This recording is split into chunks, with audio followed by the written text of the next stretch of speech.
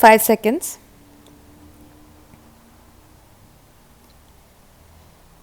Mr. Vice Chairman, first of all, I must place on record my grateful thanks to the University Grants Commission for the work that they have done for the advancement of higher education.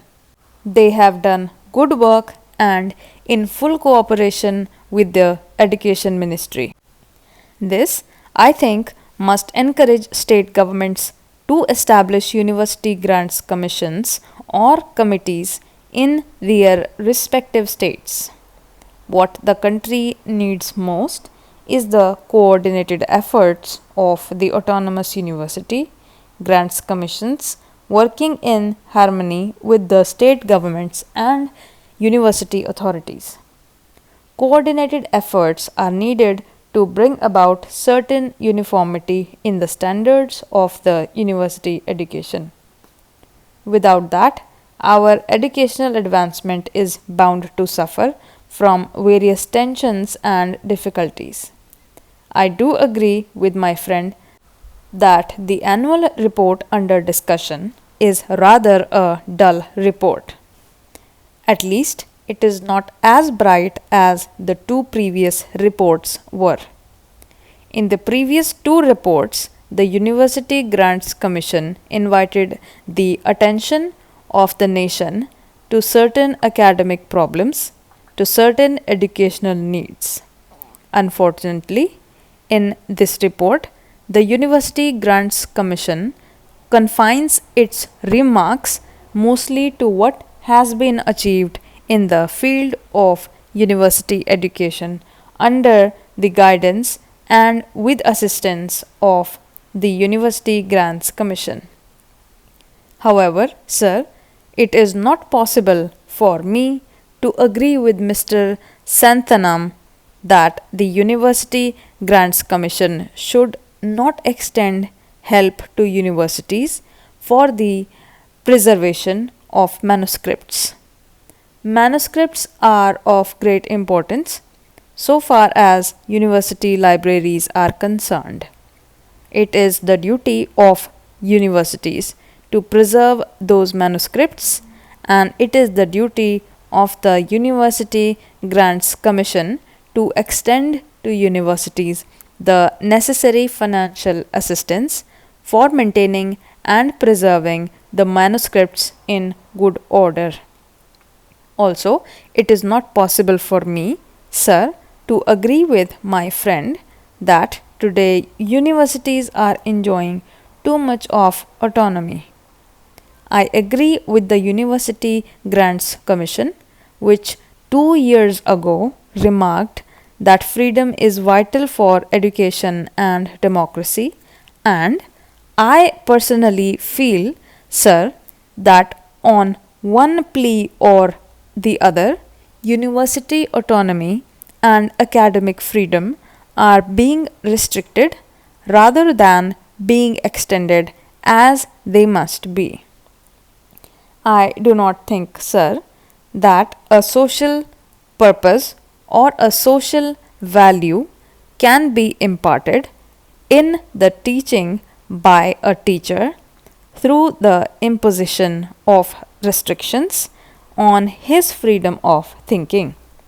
I feel that teachers need academic freedom for discharging their duties in an efficient way.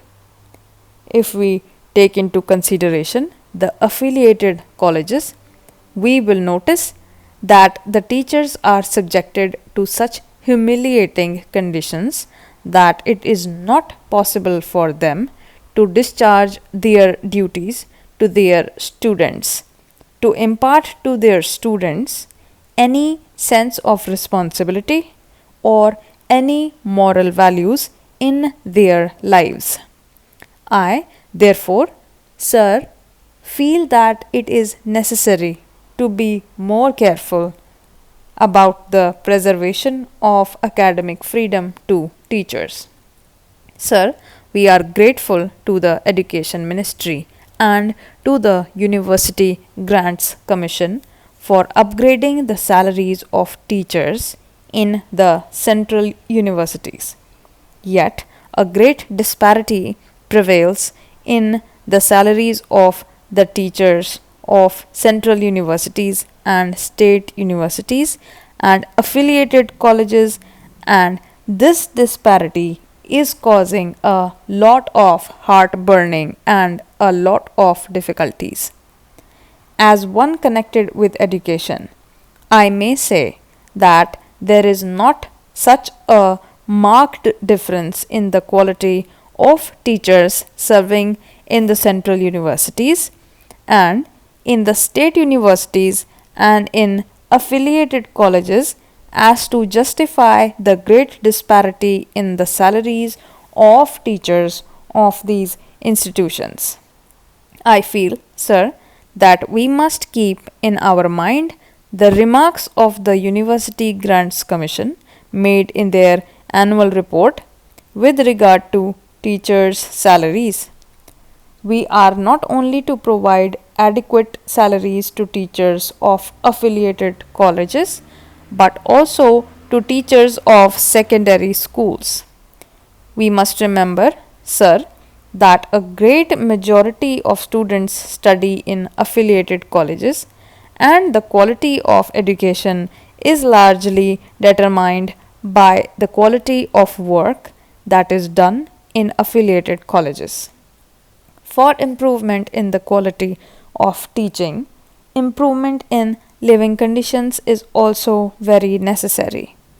The University Grants Commission has invited our attention in its report to the appalling conditions in which teachers have to live. But unfortunately, the University Grants Commission has to admit that it does not seem likely that we shall be able to make anything more than the marginal contribution towards this practical need. I feel that the University Grants Commission should pay more attention to the solution of this problem than has so far been paid by it and the Education Ministry, and that the government should not grudge funds to the University Grants Commission for making adequate arrangements for improving living conditions of teachers who are expected to train the citizens of the country.